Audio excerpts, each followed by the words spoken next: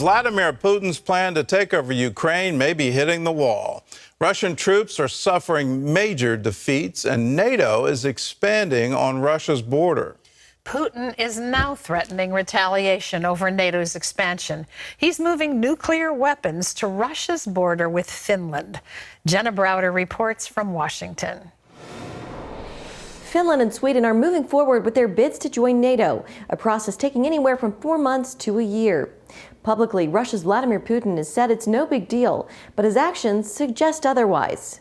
The two countries announcing plans to join the alliance. Finland's admission would put another NATO nation on Russia's border. In the past, Putin has called the alliance's expansion into Eastern Europe a threat and has threatened retaliation. But when the president of Finland delivered the news in a phone conversation, he said Putin took the news calmly and didn't repeat those threats. What he said doesn't mean that you shouldn't be all the time quite aware and follow up what really is happening. Putin may be talking softly, but he's swinging a big stick. This video showing Russian trucks carrying nuclear weapons to the border with Finland. On the ground in Ukraine, in the ruined city of Mariupol, some 260 wounded fighters holed up in that steel mill have been allowed to leave and taken to Russian-controlled territory. The Ukrainian government is working to secure the release of hundreds more, though it would mean they would become prisoners of war.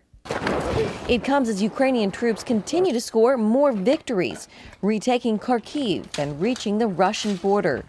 Ukrainian President Volodymyr Zelensky congratulating those troops. Дуже вам вдячний від всіх українців, від кожного, від себе, від моєї сім'ї. The UK now estimates Russia has lost 1/3 of their ground combat forces. U.S. Secretary of State Antony Blinken. The United States and our allies and partners are focused on giving Ukraine as strong a hand as possible on the battlefield and at any negotiating table so that it can repel Russian aggression and fully defend its independence and sovereignty. And the flood of Ukrainian citizens fleeing the fighting is now starting to reverse.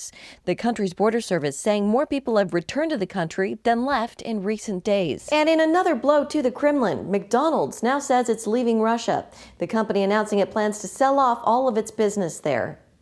In Washington, Jenna Browder, CBN News. Well, George Thomas joins us now. He was in Ukraine covering the war for the first 3 months and is now safe and back home. So, George, tell us, what's the morale like in Ukraine? What's sustaining the people? Yeah, it's incredible, Gordon. I mean, in the initial opening salvo hours of the war, the anticipation, at least from the U.S. intelligence, was that within 72 hours, Kyiv would be encircled. The Russians would control the capital city. The Zelensky government would be decapitated. Well, what are we, day 84 into this war, into Russia's 3-day war? And listen, it's unbelievable. From Lviv, I went from Lviv, crisscrossed the entire nation all the way to Kramatorsk in eastern Ukraine, and the morale is so high because just imagine, the Russians were in Bucha and Irpin and Hormostel and Boryodansk, and to imagine that the Ukrainians, with the help of the United States and other NATO allies, were able to, in essence, defeat the world's second largest army, push them back. And today now we're getting these reports that they've pushed them back all the way to the Kharkiv, to the Russian border, bordering Kharkiv. It's incredible. Absolutely amazing story. Well, I've got to ask, can Ukraine actually win this? I mean, nobody expected them to last this long, but now it looks like it might even be turning.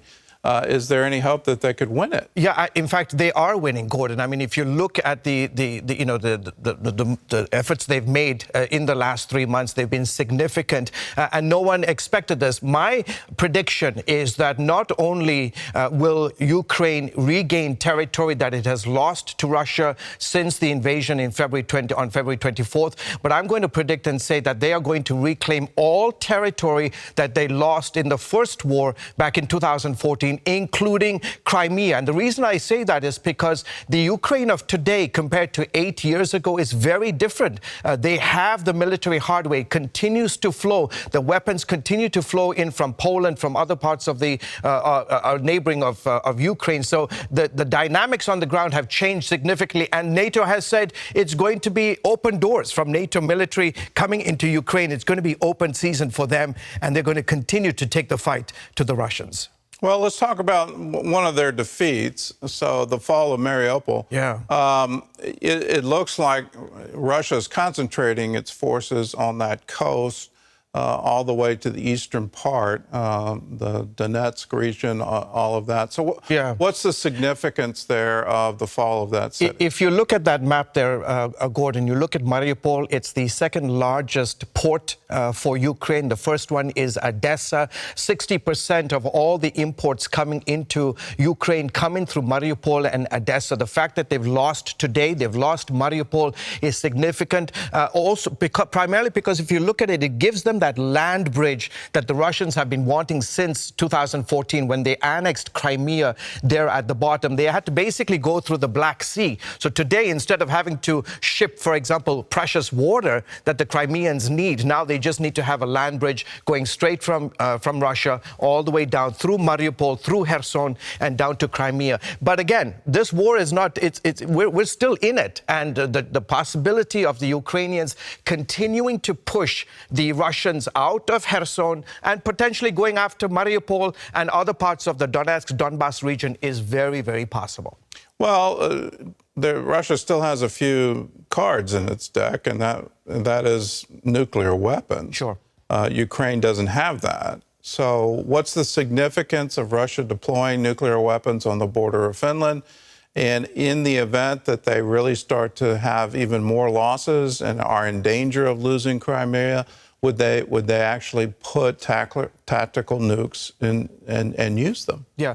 On the issue of Finland, in the near term, no, because, NATO, in essence, gets two very sophisticated military countries in Sweden and Finland. Both countries have been, buying weapons. I mean, they have the Finns have F-35, American F-35 fighter jets on order. They already have the F-18s. They have American defense missiles already deployed. They have even the Israeli Iron Dome deployed. They have about 900,000 reservists, 280,000 of them they can call pretty much on moment's notice.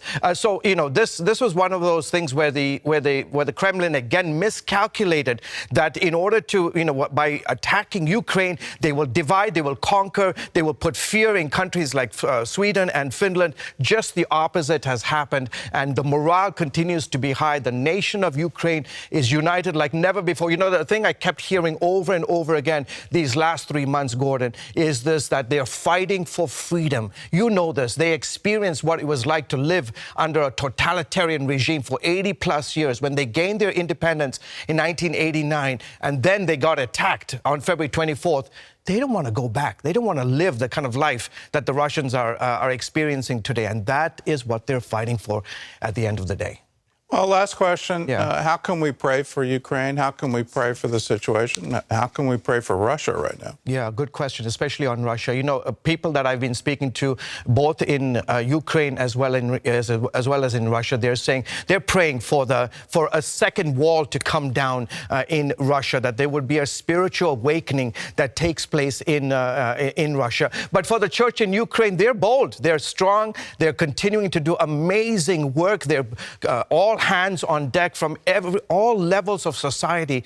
They've joined together, everybody opening their homes, opening their businesses, their restaurants. I mean, you look at what Orphans Promise is doing, crisscrossing the entire nation from Lviv all the way to the eastern part of the country. They're opening up their facilities, helping people in their time of need. I saw it, and it was just incredible to watch in the process. Continue to pray for them, that they would have the backbone, they would have the resources to minister to their people in the midst of what's going on. And the incredible news is that 3 months in, there are more Ukrainians now coming back into the country than those who are fleeing. That is good news for sure. And let me just take this moment, Gordon, to say thank you to the 700 Club family, to the CBN family, and to viewers around the country and around the world who prayed for me these last 3 months. And those prayers kept me safe, kept me alive, and kept me strong. All right, George, thanks for the service, and thanks for joining.